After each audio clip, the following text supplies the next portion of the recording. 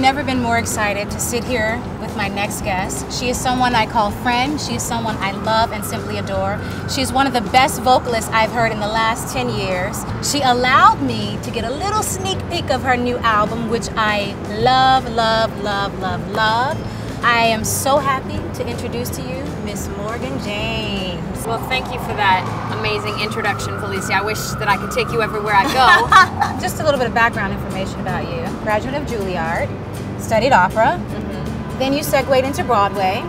First show was The Addams Family, then Wonderland, Godspell, then Motown. Yes. And in Motown, you were amazing as Tina Marie, but you also got to meet a lot of wonderful people, and that is how you got a chance to become an epic recording artist. You know, you were one of the first people early on in the Motown process to say, you know, people are taking notice, people are seeing you. You may not think you're being seen, you are being seen, and that's an important thing to remember. It's interesting because when we talk about careers and how they develop and evolve, and people often say, like you said, well, you went to Juilliard and then you got on Broadway. Well, in between then was about, you know, 6 or 8 years of unemployment, waiting tables, being alone, being with the wrong people, being sad, and that's essential. You know, it's essential for songwriting. I put songwriters on a pedestal, so calling myself one takes a lot of courage. Yeah. So you have to learn to, you don't come into these, sometimes people will say, well, what does this little white chick know about singing soul? And you can't help what you look like if your truth comes out and it sounds a certain way, you know. And when I started to write what I had been through,